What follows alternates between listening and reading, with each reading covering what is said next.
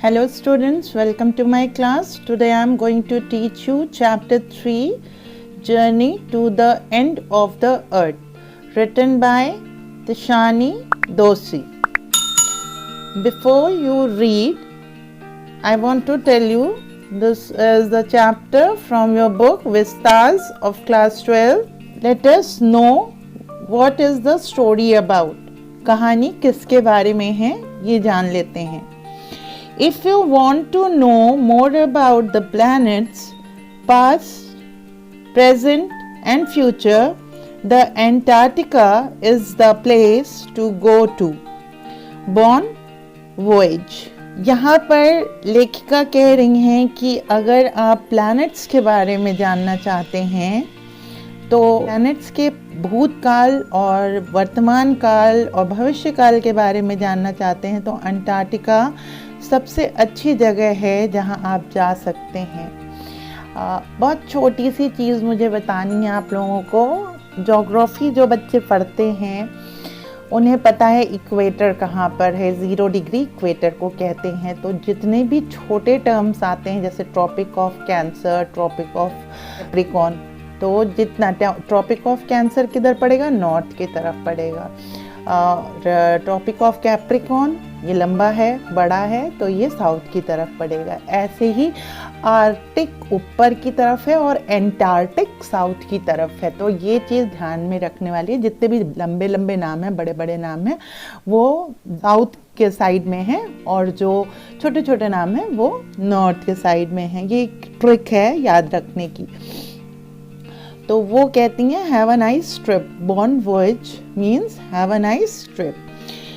तो ये कह के चैप्टर स्टार्ट होता है और वो एक ट्रिप पे मतलब गई हुई हैं और उसको वो बता रही हैं. Early this year I found my self abroad a Russian research vessel. और शुरुआत में ही इस वर्ष के शुरुआत में ही मैंने खुद को पाया ब्रॉड रशियन रिसर्च वेसल के साथ. वेसल मतलब शिप. ओके. और शिप का नाम क्या है, the academic Shokalskiy, heading towards the coldest, driest, windiest continent in the world.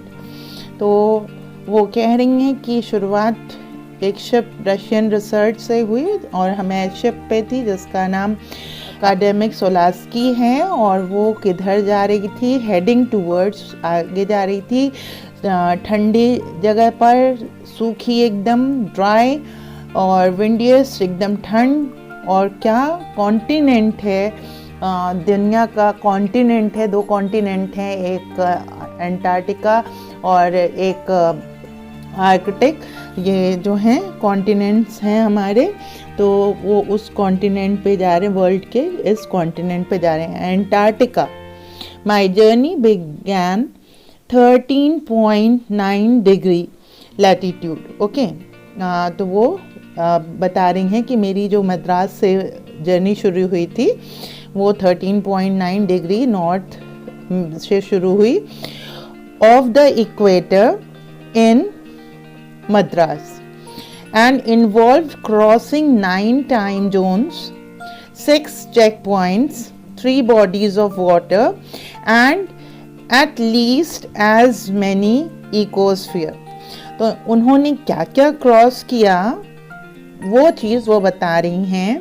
उन्होंने कहा मैंने 9 टाइम जोन्स, क्योंकि अलग अलग कंट्रीज़ के अलग अलग टाइम जोन्स होते हैं. इंडिया का भी टाइम जोन है शायद 82.30 डिग्री ईस्ट, ऐसे ही कुछ इंडिया का टाइम जोन है.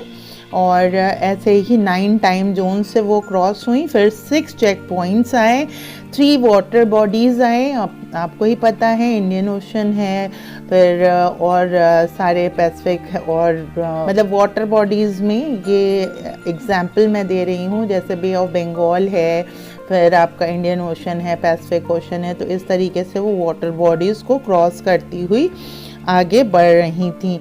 और बहुत सारे, एटलीस्ट एज मैनी इकोस्फीयर, और इकोस्फीयर उन्हें वो जगह भी देखने को मिले जहाँ पर जीव जंतु हुआ करते थे, मतलब थे, जीव जंतु भी थे, उन्हें देखने को मिले. By the time I actually set foot on Antarctic continent, I had been traveling over 100 hours in combination of car, an aeroplane and a ship. So my first emotion on facing Antarctica's expansive white landscape and uninterrupted blue horizon was relief, followed up with an immediate of profound wonder.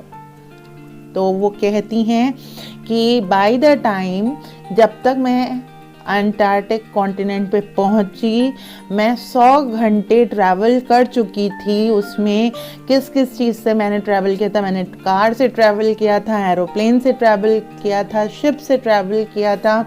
और जब मैं वहाँ पहुँची तो मेरे चेहरे पे एक अलग ही हाव भाव था। वो एक्सपेंसिव वाइड लैंडस्केप को देखकर अनइंटरप्टेड, वहाँ कोई था ही नहीं। उस ब्लू हॉराइजन को, जहाँ पर धरती और आकाश मिलते हैं, उसे हॉराइजन कहते हैं।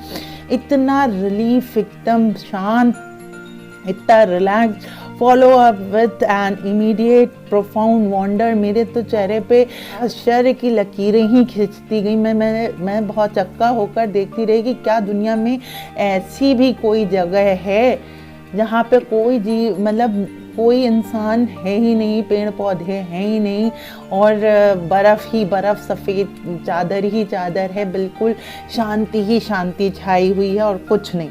Wonder at its immensity, wonder at its immensity, its isolation, but mainly at how there could ever have been a time when India and Antarctica were part of the same landmass. कहती हैं उसकी immensity और isolation, एकदम अकेलेपन से ज़्यादा मुझे आश्चर्य इस बात का हो रहा था कि ये जो एकदम आइसोलेटेड आज पड़ा हुआ है, कभी ये पूरा जो आप इंडिया का ग्लोब देखते हैं, मैप देखते हैं, ये अगर आप मिलियंस ईयर्स पहले देखें तो ये जो इंडिया का इंडिया नहीं, पूरा वर्ल्ड मैप जो है, वर्ल्ड मैप अगर देखा जाए तो सारे कॉन्टिनेंट्स और सारे कॉन्टिनेंट्स हैं, और ये जो अंटार्कटिक और आर्कटिक है, ये सब जुड़े हुए थे, एक साथ थे। और क्यों जुड़े हुए थे? क्योंकि हम लोगों को पता है कि आइसोटोनिक प्लेट से बना हुआ है हमारा अर्थ, और इसमें जो है अगर कोई दखल अंदाजी नहीं करता तो शायद वो वैसे ही रहते। लेकिन धीरे धीरे दखल अंदाजी होने लगी। दखल अंदाजी किसकी होने लगी? एनिमल्स की, मैमल्स की। तो जब पॉपुलेशन जैसे जैसे बढ़ने लगा तो पृथ्वी का आकार भी चेंज हो गया। ये टेक्टोनिक प्लेट्स मूव करने लगी, और मूव करते करते नॉर्थवर्ड कुछ मूव कर गई, कुछ साउथवर्ड मूव कर गई, कुछ कहीं। और आज जो आप मैप देखते हैं वो एक लेटेस्ट फीचर है मैप का, पुराना वर्जन नहीं है ये।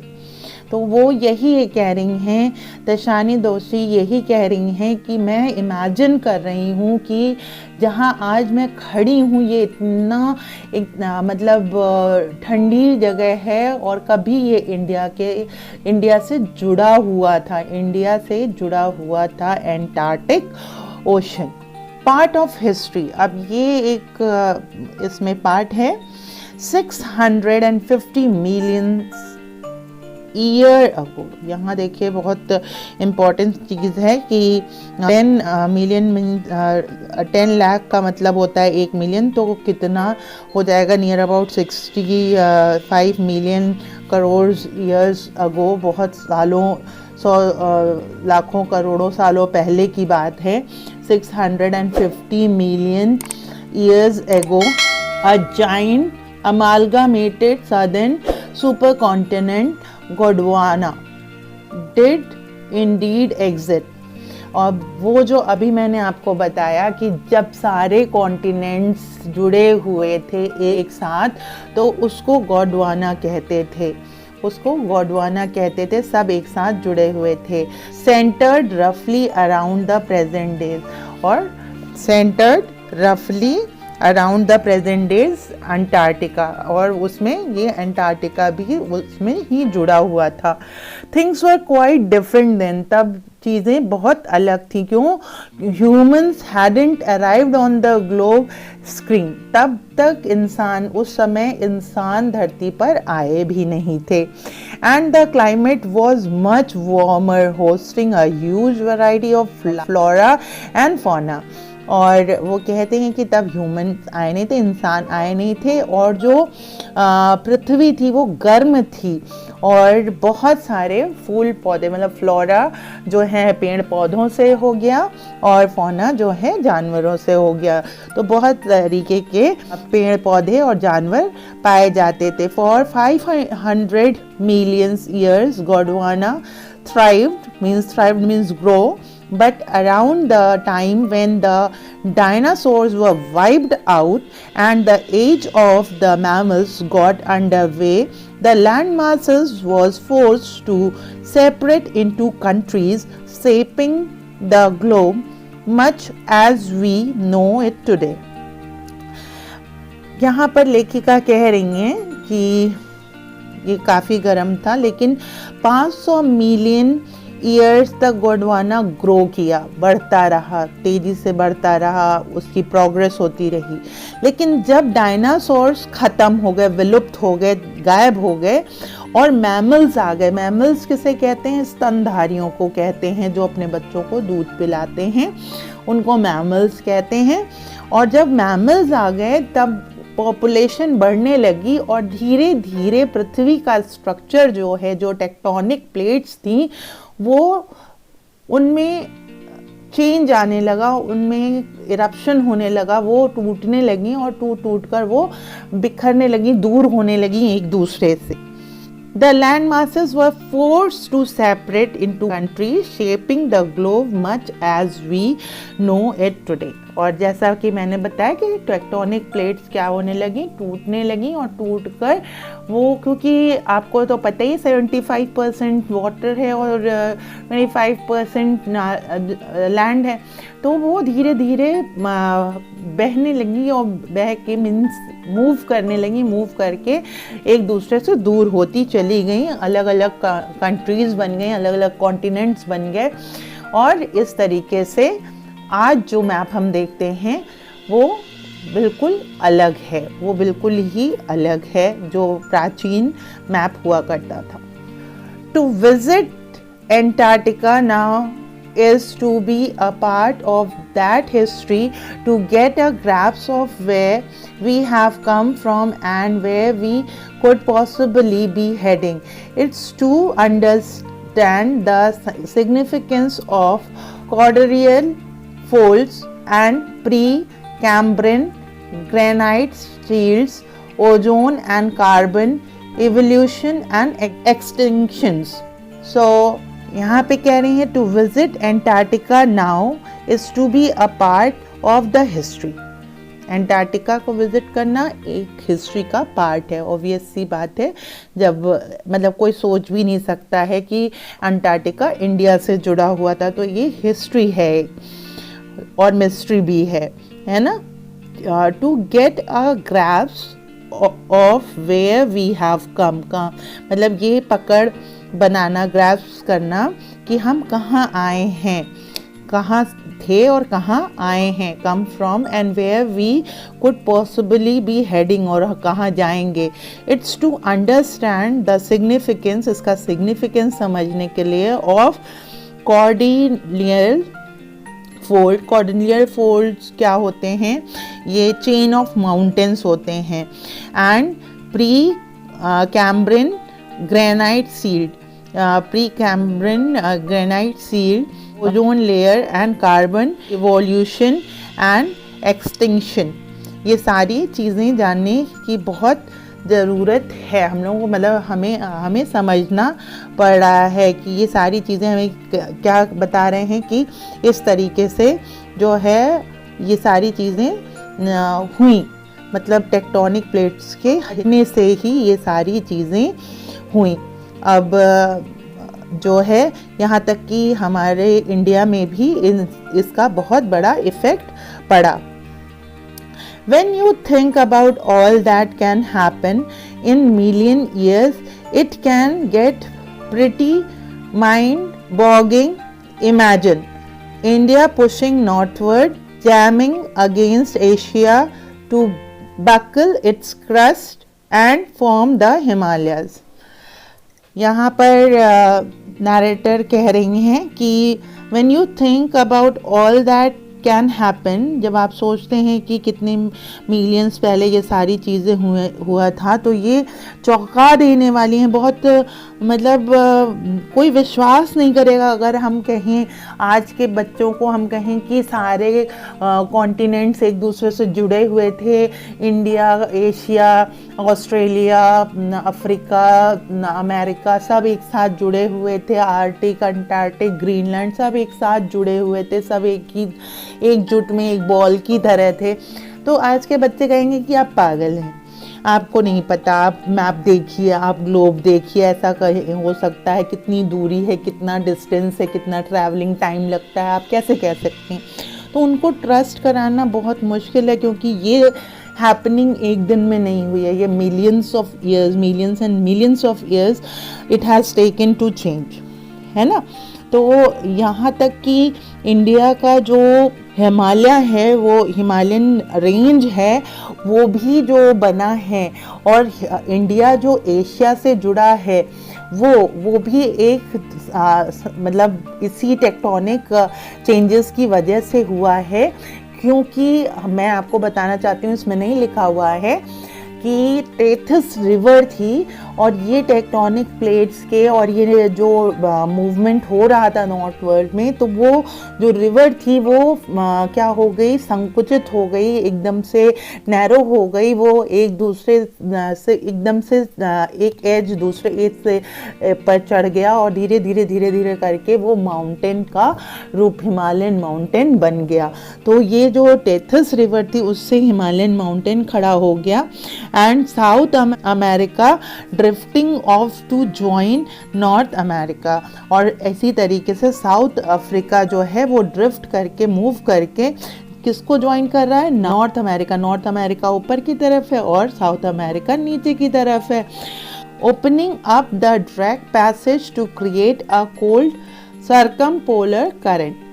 तो वो आप अगर मैप देखिए, आज का रिसेंट मैप देखिए, तो नॉर्थ अमेरिका और साउथ अमेरिका एक दूसरे से जुड़े हुए हैं, और नीचे की तरफ साउथ अमेरिका और अंटार्कटिका के बीच में एक गैप है, पैसेज है। उसी पैसेज को डायरेक्ट पैसेज कहा जा रहा है, मतलब एक रास्ता तरीके का है, और वहाँ ओशन है। तो उस ओशन को डायरेक्ट पैसेज कहते हैं, और वो क्या फॉर्म करते हैं, कोल्ड सर्कमपोलर करंट ये करती हैं, तैयार करती हैं, कीपिंग अंटार्कटिका फ्रीजिड और ठंडा रखती हैं, आइसोलेटेड, बिल्कुल आइसोलेट किए रहते हैं, and at the bottom of the world, और इसीलिए वो नीचे की तरफ है। ये अंटार्कटिका जो है वो नीचे सदर्न पार्ट में स्थित है। For a sun-worshipping South Indian like myself to weeks in a place where 90% of the Earth's total ice volumes are stored in a chilling prospect, not just for circulatory and metabolic functions but also for the imagination. Narrator कहती हैं कि मैं south से हूँ, मद्रास से हूँ, और मैं सन वर्शिपर हूँ, मैं सूर्य देवता की पूजा करती हूँ, और 2 सप्ताह ऐसी जगह पे, in a place where 90% of the earth is total ice, बर्फ ही बर्फ है। 90%, 10% कहीं आपको पानी देखने को मिलेगा, बाकी सब बर्फ ही बर्फ है। यहाँ पर सरवाइव करना, इतनी ठंड में सरवाइव करना मेरे लिए बहुत मतलब कठिनाई की बात है, या इमेजिनेशन के परे है। Not just for circulatory system, मेरे सर्कुलेटरी सिस्टम या मेटाबॉलिक फंक्शन के लिए नहीं, लेकिन इमेजिनेशन के लिए भी। मैंने मतलब सोच के भी रूह कांप जाती है कि मैं ऐसी जगह पर 2 सप्ताह बिता पाऊँगी। It's like walking into a giant ping pong ball, और ऐसा लगता है कि बहुत बड़े से पिंग पोंग बॉल पे हम चल रहे हों। Dividing off any human makers, no trees, billboards, buildings, कुछ भी नहीं है। डिवाइडिंग ऑफ ह्यूमन, वहाँ इंसान देखने को नहीं मिलेंगे, पेड़ पौधे देखने को नहीं मिलेंगे, एडवर्टाइजमेंट बोर्ड्स देखने को नहीं मिलेंगे, बिल्डिंग्स देखने को नहीं, क्योंकि वहाँ पे ह्यूमन रेजिस्टेंस है ही नहीं। You lost all earthly sense of perspective and time here. यहाँ ना ही आपको वो earthly जो आप अपने कंट्री में फील करते हैं, जहाँ पे आप रहते हैं वहाँ फील करते हैं, ऐसा कोई भी पर्सपेक्टिव वहाँ पे नहीं मिलेगा। और यहाँ पर जो मतलब टाइम का भी पता नहीं चलेगा। The visual scale range from the microscopic to the mighty mid-gauge and mids. Mighty mid-gauge जो होते हैं वो mighty mid-gauge and mids क्या होते हैं, कीड़े मकोड़े होते हैं, और to blue whales and icebergs as big as countries. The largest recorded was the size of Belgium. Narrator कह रही हैं कि यहाँ पर आपको विजुअल स्केल जो आपको आँखों से दिखाई पड़ेगा, from the microscope to mighty, मतलब माइक्रोस्कोप से भी ना दिखने वाले कीड़े मकोड़े आपको दिखेंगे, और इतने मतलब छोटे जीव, इतने छोटे जीव से लेकर सबसे बड़ा जीव जो कि ब्लू व्हेल है वो आपको देखने को मिलेगा, और आपको बड़े से बड़ा आइसबर्ग देखने को मिलेगा। आइसबर्ग क्या होता है, अब कुछ बच्चे परेशान होते हैं ग्लेशियर और आइसबर्ग में। जो आइसबर्ग होती हैं वो तैरती हुई चट्टानें होती हैं, और ग्लेशियर्स जो हैं वो ग्लेशियर्स जो होते हैं वो पहाड़ जैसे होते हैं, वो ग्लेशियर्स होते हैं जो जितने ऊपर होते हैं उतने ही नीचे होते हैं। तो इस चीज़ को दिमाग में बैठाए रखिएगा। तो यहाँ पे आइसबर्ग्स थे, बहुत बड़े बड़े आइसबर्ग्स हैं, और इतने बड़े बड़े आइसबर्ग्स हैं कि वो एक कंट्री बना सकते हैं, इतनी जगह घेरे हुए हैं। और जो सबसे बड़ा आइसबर्ग है वो बेल्जियम के साइज़ का है। Days go on and on in surreal 24 hours austral summer light and ubiquitous silence, uninterrupted only by the occasional avalanche and cleaving ice sheet consecrates the place. अब नैरेटर कह रही हैं कि डेज गो ऑन, दिन बीतते गए। स्टोरियल मतलब dream जैसा लग रहा था 24 घंटे, और ऑस्ट्रियल मतलब सदर्न सन जो है सनलाइट रहती थी, और एंड एवरीवेयर साइलेंस, क्या है चारों तरफ खाली साइलेंस ही है, अनइंटरप्टेड, कोई उसे ब्रेक करने वाला नहीं है। और कभी कभी वो ब्रेक होती हैं, और वो ब्रेक कैसे होती हैं, एवलांस से। एवलांस क्या होता है, वो एवलांस जो होता है वो स्नो स्ट्रॉम होता है, बर्फ़ की आंधियाँ आती हैं तब ये शांति भंग होती है, या तो जब ये आइसबर्ग्स टूटकर गिरते हैं तब ये शांति भंग होती है। वरना ये एक शांति में जैसे लगता है कोई पवित्र स्थली हो, बिल्कुल शांत, मेडिटेशन करने वाली जगह हो, ऐसा लगता है बिल्कुल शांत ही शांत, मतलब कोई आवाज़ नहीं, कोई नॉइज़ नहीं, कोई हो हल्ला नहीं। It's an immersion that will force you to place yourself in the context of the Earth's geological history, and for humans the prognosis isn't good. तो नैरेटर कह रही हैं कि यहाँ पर जो है बहुत ज़्यादा शांति है, यहाँ की शांति भंग नहीं होती है। दिन भर 24 घंटे यहाँ पर सूरज दिखता है, यहाँ पे मतलब रोशनी ही रोशनी रहती है, और रात होती नहीं है तो फिर पता ही नहीं चलता है दिन है कि रात है. It's an immersion that will force you to place yourself in the context of the Earth's geographical history. अगर आप यहाँ पे हैं तो आपको अर्थ की जियोलॉजिकल हिस्ट्री जानने को मिलेगी. And for human it is not good. ये इंसानों के लिए अच्छा नहीं है. इसका एक्सपेक्टेशन जो हो रहा है जो है वो अच्छा नहीं है. आइए देखते हैं कि इसका ह्यूमन इम्पैक्ट क्या है. ह्यूमन इम्पैक्ट क्या है? Human civilization have been around for a paltry 12,000 years, barely a few seconds on the geological clock. Human civilization अभी जुम्मा पैल्ट्री का मतलब अभी इनसिग्निफिकेंट वैसे तो कहते हैं. अभी जुम्मा बहुत ज़्यादा दिन नहीं हुए हैं. अभी सिर्फ 12,000 साल पहले इंसान आया है धरती पे. barely a few seconds on the geological clock. In that short amount of time, लेकिन इतने छोटे से टाइम में we have managed to create quite a ruckus मतलब हंगामा. इतना छोटा सा टाइम मिला है अभी इंसान को और इसमें उसने हंगामा, etching, our dominance over nature with our village, town, cities, mega cities, हमने सब बना लिया. हमने इसमें हंगामा ही कर दिया. मतलब होड़ मचा दी. इचिंग का मतलब प्रिंटिंग, अपनी छाप छोड़ दी और कवर कर लिया मतलब हड़प लिया और नेचर को अपने काबू में कर लिया है. गांव बसा लिए हैं, शहर बसा लिए हैं, सिटीज़ और मेगा सिटीज़ मल्टी पर्पज़ चीज़ें बना ली हैं, मेट्रोपॉलिटन सिटीज़ बना ली हैं, कॉन्टिनेंट्स एंड कंट्रीज़ डेवलप कर ली हैं. The rapid increase of human population has left us battling with other species for limited resources. Rapid increase of human population और बहुत तेज़ी से ह्यूमन पॉपुलेशन बढ़ रही है. हैज़ लेफ्ट अस बैटलिंग, हम लड़ रहे हैं विथ अदर स्पीशीज़ और दूसरे स्पीशीज़ से हम लड़ रहे हैं, जीव जंतुओं से हम लड़ रहे हैं फॉर लिमिटेड रिसोर्सेज तो इतने ज़्यादा हैं नहीं क्योंकि रिसोर्सेज तो मिलियंस ऑफ मिलियंस ईयर्स लेते हैं बनने में.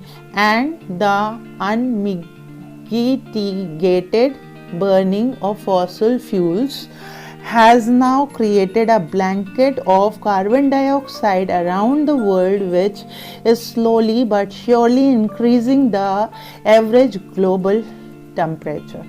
और इसी लड़ाई में हमने एक और कीर्तिमान हासिल किया है. हमने क्या किया है? फॉसिल फ्यूल्स बर्न किए हैं, वो भी बड़ी तादाद में बर्न किए हैं और उसको बर्न करने के कारण हमारे वातावरण में, एनवायरनमेंट में कार्बन डाइऑक्साइड की क्या बन गई है? चादर सी बन गई है, जिसकी वजह से ग्लोबल टेम्परेचर जो है रोज़ दिन प्रतिदिन बढ़ता जा रहा है. दिन प्रतिदिन जो है टेम्परेचर बढ़ता ही जा रहा है, जिसको ग्लोबल वार्मिंग कहते हैं. ये हो रहा है. Climate change is one of the most hotly contested environmental debates of our time. और ये जो क्लाइमेट चेंज हो रहा है ये गर्मा गर्म टॉपिक है हमारे डिबेट का.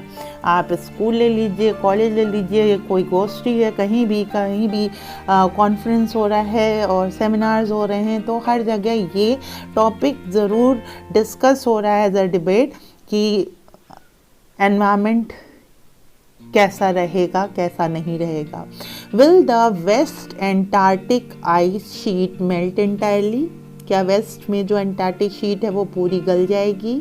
Will the Gulf Stream ocean current will disrupted? Will it be the end of the world as we know it? Maybe not. ये हो भी सकता है और ये नहीं भी हो सकता है. ये सब डिबेट के टॉपिक्स हैं. ईदर वे, कुछ भी हो, Antarctic is a crucial element in this debate. और इन सारे डिबेट में एंटार्क्टिक सबसे महत्वपूर्ण टॉपिक रहता है. Not just because it's the only place in the world which has never sustained a human population and therefore remains relatively pristine in this respect, but more importantly because it holds in its ice cores 500,000 years old carbon records trapped in its layers of ice. इसलिए नहीं, crucial इसलिए नहीं है कि ये debate का topic है, ये और इसलिए भी नहीं कि यहाँ पर इंसान नहीं बसते हैं, यहाँ पर इंसान नहीं है. यहाँ पर प्रिस्टीन का मतलब होता जो कि यहाँ की प्योरिटी है, देयरफॉर इट्स रिमेन, क्योंकि यहाँ इंसान नहीं है तो ये प्योरिटी है, यहाँ पर प्योरिटी है. लेकिन और भी कुछ है, बट मोर इम्पॉर्टेंट, उससे ज़्यादा भी इम्पॉर्टेंट कुछ है जो इसने दबा कर रखा है अपने अंदर. और वो क्या है? 500,000 year old carbon record, carbon का record trapped in its layer of ice, ice की लेयर्स में कार्बन का रिकॉर्ड दबाए हुए है. If we want to study and examine the earth past present and future, अगर हम पृथ्वी का पास्ट प्रेजेंट और फ्यूचर जानना चाहते हैं तो क्या करना पड़ेगा? हमें Antarctica is the place to go, हमें एंटार्क्टिका जाना ही पड़ेगा. Study on ice, the program I was working with on the Sokolsky aims to do exactly this by taking high school students to ends of the world and providing them with inspiring educational opportunities which will help them foster a new understanding and respect for our planet. Students on ice, ये इनका programme था जिसकी वजह से, जिसके तहत ये Antarctica आई थी. किसमें? शिप में बैठ के, जिसका नाम टेमेक सोकाल्स्की. ओके, तो वो कहती हैं इसमें मेरे साथ बच्चे आए हुए थे. Aims to do exact this by taking high school के बच्चे आए थे और उनको क्या इंस्पायर करना, एजुकेशनल अपॉर्चुनिटीज़ देना जिससे विच विल हेल्प देम, जिससे उनको मदद मिलेगी. फॉस्टर क्या? To know new understanding. मतलब एंटार्क्टिका एक ऐसी जगह है जहाँ पर इंसान रह ही नहीं सकता है, लेकिन अपने अंदर वो बहुत सारे राज छुपाए हुए हैं और इन राज को खोजना मतलब बहुत ज़रूरी है प्लैनेट को बचाने के लिए, बहुत ज़रूरी है इन चीज़ों को लोगों तक लाने के लिए. Understanding and respect for our planet. It's been in operation for 6 years now, headed by Canadian Geoffrey Green. ये अभी तक 6 सालों से इसके हेड कैनेडियन गेफो ग्रीन थे, who got tired of carting celebrities and retired rich curiosity seekers who could only give back in a limited way. अभी तक ये क्या करते थे? कैरी करते थे, लाते थे लोगों को. कार्टिंग का मतलब लाते थे, सेलिब्रिटीज़ को लाते थे, हीरो हीरोइंस को लाते थे, बड़े बड़े लोगों को लाते थे और बड़े पैसे वाले लोगों को लाते थे इस जगह को दिखाने के लिए. लेकिन उनका एम नहीं पूरा हो रहा था क्योंकि ये लोग खाली आके घूम कर चले जाते थे और कुछ नहीं, मतलब कोई फ़ायदा नहीं हो रहा था. बहुत लिमिटेड एफ़र्ट्स, ये लोग कोई एफ़र्ट्स ही नहीं दिखाते थे, बस घूम कर चले जाते थे. तो ये सोचा गया कि ऐसे लोगों को दिखाया जाए जिनके में वो एनर्जी हो, वो इमेजिनेशन हो, वो ज़ील हो कि वो कुछ कर सकें. With students on ice, he offers the future generation, क्योंकि students future generation होते हैं, of policy makers a life changing experience at an age when they are ready to absorb, learn and most importantly act.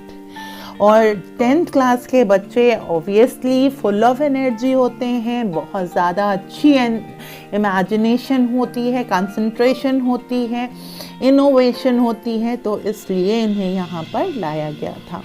The reason the program has been so successful is because it's impossible to go anywhere near the South Pole and not be affected by it. The reason the program has been so successful, इतना successful हुआ, is because it's impossible to go anywhere near the South Pole. South Pole के आसपास जाना बहुत मुश्किल होता था, लेकिन ये पॉसिबल किया गया. And not be affected by it, और इससे ज़्यादा मतलब अफेक्टेड मतलब इससे प्रभावित भी नहीं हुए. It's easy to be blase मतलब बेफिक्र about polar ice cap melting while sitting in the comfort zone of our respective latitude and longitude. यहाँ पर नरेटर कह रही हैं कि हम जो हैं इट्स ईजी टू ब्लेज मतलब जिस तरीके से हम कहते हैं कि हम अपने घरों में बैठकर एक लैटिट्यूड और लॉन्गिट्यूड, आपको पता है अगर ग्लोब आप देखते हैं तो हमारा पूरा ग्लोब लैटिट्यूड और लॉन्गिट्यूड में बटा हुआ है. लंबी लकीरें खींच के आ रही हैं, नॉर्थ पोल तो साउथ पोल और साउथ पोल से नॉर्थ पोल और ईस्ट से वेस्ट की तरफ जा रही हैं, वेस्ट से ईस्ट की तरफ आ रही हैं. तो घरों में बैठकर हम कंफर्ट में कहते हैं हाँ अंटार्कटिका है, अंटार्कटिका एक ऐसी जगह है, एक वैसी जगह है, बातें करते हैं अपने कंफर्ट जोन में. But when you can visibly see glaciers, और जब आप सच में ग्लेशियर्स को देखते हैं, retreating and ice leaves collapsing, glaciers को टूटते हुए देखते हैं, कड़कड़ कड़कड़ करके वो टूटता है. आइस स्लीव्स ऊपर से पहाड़, बर्फ़ के पहाड़ टूटते हुए गिरते हैं.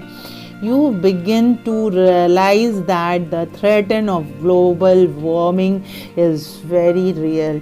तब पता चलता है कि ये जो गर्मी बढ़ती जा रही है, ग्लोबल वार्मिंग हो रही है, और अगर ये मोटी मोटी बर्फ़ की चट्टानें पिघल गई तो क्या होगा. आँखों से जब अपनी देखो तो ज़्यादा समझ में आता है, प्रैक्टिकली बहुत समझ में आता है. घर में बैठकर तो सभी अपने घर में शेयर होता है, लेकिन जब सच्चाई अपने आँखों से देखो तब समझ में आता है. Antarctica because of her simple ecosystem and lack of biodiversity is the perfect place to study how little change in the environment can have big repercussions. अब एंटार्क्टिका एंटार्क्टिका का इकोसिस्टम बहुत ही सिंपल है, और लैक ऑफ बायोडाइवर्सिटी अभी हम लोग ने बताया कि वहाँ पर जीव जंतु मतलब जो वहाँ पर लोग नहीं बसे हुए हैं, तो वहाँ की बायोडाइवर्सिटी ऐसी कुछ है ही नहीं. Is perfect place to study how little changes in the environment can have big consequences. Repercussions मतलब कॉन्सिक्वेंसेस कि जो इन्वायरमेंट में कैसे बड़े बड़े मतलब छोटी छोटी चीज़ें कैसे बड़े बड़े चेंजेस कॉन्सिक्वेंसेस ला सकती हैं. टेक द माइक्रोस्कोपिक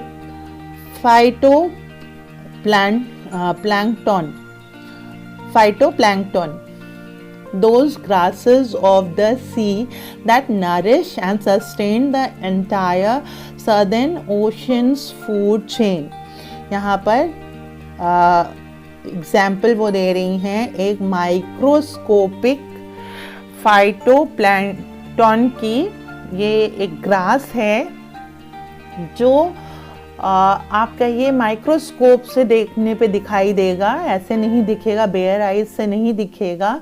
इतनी नन्ही नन्ही ग्रास है, और ये ग्रास क्या करती है, फूड चेन को, जो ओशन का फूड चेन है, जो वहाँ पे जीव जंतु उनका फूड चेन इसी ग्रास के बेसिस पे चलता है। और ये जो ग्रास है सस्टेन करती है, जिंदा रहती है सनलाइट की वजह से। These single celled plants use the sun's energy to assimilate carbon and synthesize organic compounds in the wondrous and the most important of process called photosynthesis। तो ये जो नन्हे नन्हे पेड़ हैं ये क्या करते हैं, सूरज से क्या करते हैं, गर्मी एब्जॉर्ब करते हैं और अपने आप को सस्टेन करने के लिए एसिमिलेट कार्बन को एब्जॉर्ब करते हैं, सिंथेसिस ऑर्गेनिक कंपाउंड बनाते हैं और चकित कर देने वाली जो प्रोसेस है फोटोसिंथेसिस की वो इसे पूरा करते हैं। Scientists warn that a further depletion in the ozone layer will affect the activities of phytoplankton।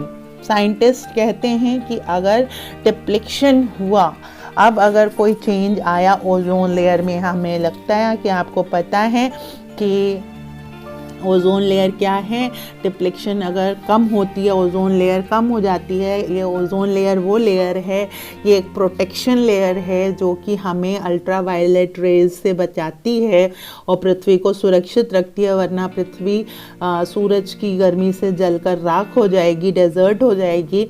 तो ओजोन लेयर हमारे लिए बहुत इम्पोर्टेंट है। तो ओजोन लेयर अगर इफेक्टिव होती है will effect the activities of phytoplankton, which in turn will affect the lives of all the marine animals and birds of the region and the global carbon cycle। अगर ऐसा कुछ हुआ ozone layer में कोई भी change आया तो ये छोटे माइक्रोस्कोपिक प्लांट्स जलकर राख हो जाएंगे और फूड चेन ब्रेक हो जाएगी और जो मैरीन जो ओशन में एनिमल्स रहते हैं वो भी ये हो जाएंगे और कार्बन साइकिल भी टूट जाएगा, ब्रेक हो जाएगा। और ग्लोबल वार्मिंग हो ही रही है और ग्लोबली ये बहुत खतरनाक होगा सबके लिए। In the parable of the phytoplankton there is a great metaphor of existence. एक बहुत बड़ी स्टोरी है एग्जिस्टेंस की। Take care of small things and the big things will fall into places. एक कहावत कह सकते हैं, स्टोरी नहीं है, कि कहानी है कि अगर हम छोटी छोटी चीज़ों की का ध्यान दें तो बड़ी चीज़ें अपने आप सही जगह पे आ जाती हैं। अब मैं एक छोटा सा एग्जाम्पल आपको देती हूँ।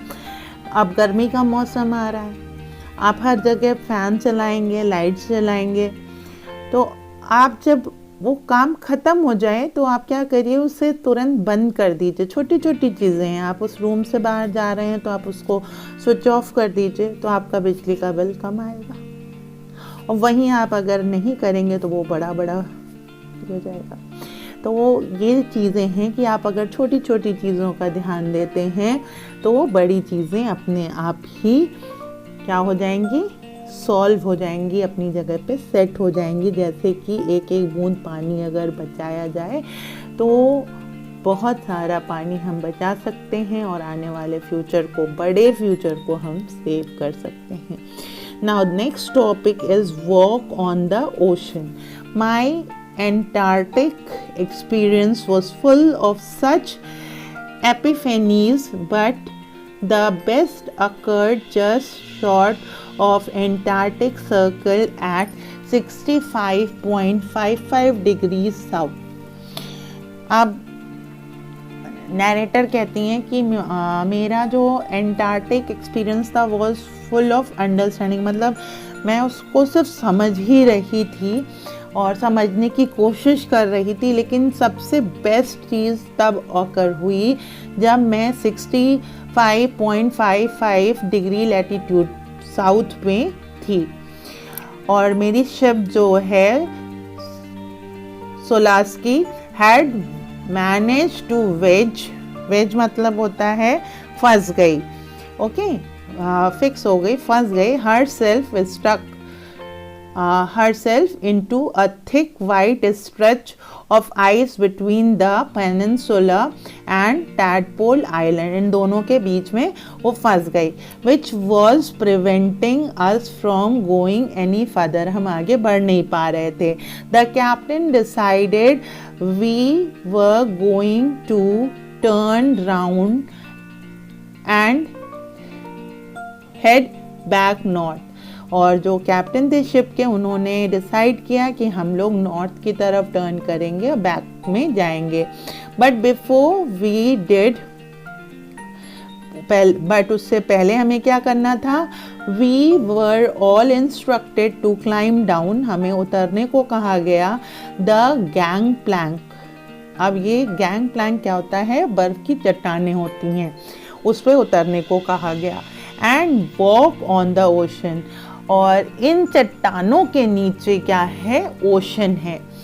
इन चट्टानों पे जब उतरने को कहा गया तो जैसे पटरे पे खड़े होते हैं, अब ओशन पे कैसे चलेंगे भाई? ऐसे तो नहीं चल सकते, शिप होना चाहिए.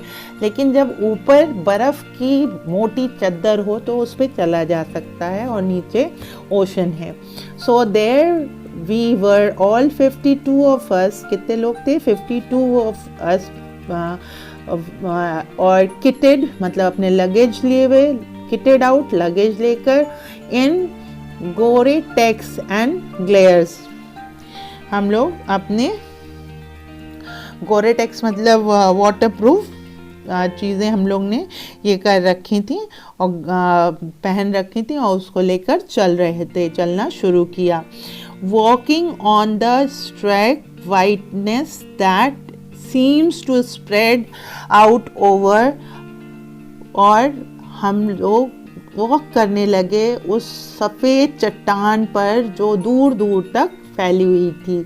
Underneath our feet was a meter thick ice pack. हमारे पैरों के नीचे 1 मीटर थिक मोटा क्या था? आइस पैक था, जमा हुआ बर्फ था.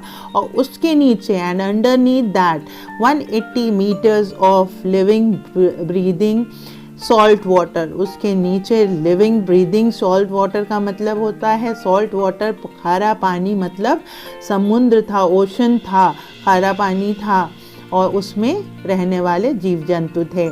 इन the periphery crabeater seals were in the periphery. Periphery का क्या मतलब होता है? आइए देखते हैं.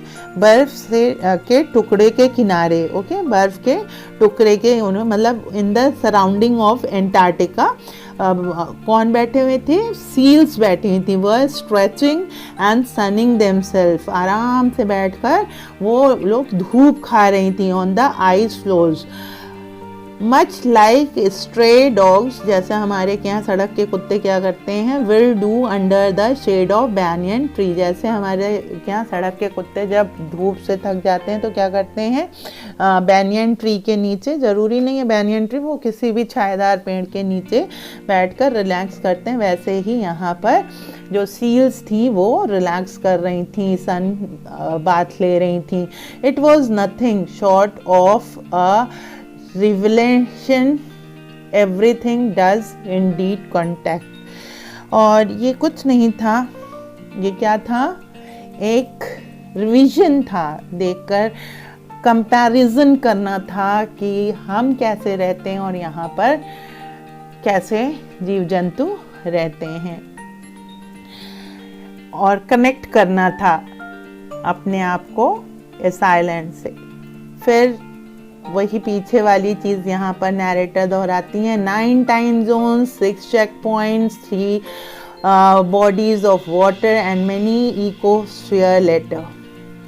I was still wondering about the beauty of balance in play on our planet. मैंने 9 टाइम जोन्स क्रॉस किए, 6 चेक पॉइंट्स ये किए, 3 वाटर बॉडीज ये किए, इकोस्फीयर क्रॉस किए. और मैं सरप्राइज थी, मैं सोच रही थी, मैं वॉन्डर कर रही थी कि कैसे प्रकृति ने अपने आप को बैलेंस कर रखा है, कितने अच्छे ढंग से. कितना अच्छा रोल प्ले कर रही है प्रकृति, कितने अच्छे ढंग से उसने अपने आप को संभाल रखा है। How would it be if Antarctica were to become the warm place that it once used to be? आप जरा सोचिए कि अगर एंटार्क्टिका एक बार फिर मरुस्थल, फिर एक गर्म जमीन बन जाए तो क्या होगा? Will we be around to see it? क्या हम रह जाएंगे देखने के लिए? और would we have gone the way of the dinosaur, mammoths and woolly rhinos? या हम भी exist हो जाएंगे, हम भी ख़त्म हो जाएंगे, हम लोग भी विलुप्त हो जाएंगे डायनासोर, मैमोथ्स और वुली राइनोस की तरह? Who's to say? कौन कह सकता है ये सारी चीज़ें? But after spending 2 weeks with a bunch of teenagers who still have the idealism to save the world, all I can say is that a lot can happen in a million years, but what a difference a day makes. तो वो कहती हैं कि कोई नहीं कह सकता क्या होगा, लेकिन 2 सप्ताह टीनेजर्स के साथ, एनर्जेटिक बच्चों के साथ, इनोवेटिव बच्चों के साथ बिताने के बाद, फ्यूचर जनरेशन के साथ बिताने के बाद, जिनके पास नई नई आइडियोलॉजीज़ हैं, नए नए फंक्शंस हैं, नई नई सोच है, उनके साथ रहने के बाद वो जो सोचते हैं कि संसार को हम इस तरीके से करेंगे, इस तरीके से बनाएंगे और कुछ मिलियन ईयर्स बाद वो कैसा इसको बनाएंगे, हम तो होंगे नहीं देखने के लिए, लेकिन एक दिन में कोई भी डिफरेंस नहीं हो सकता है, एक दिन में कोई डिफरेंस नहीं लाया जा सकता है, इसके लिए सालों साल चाहिए होंगे।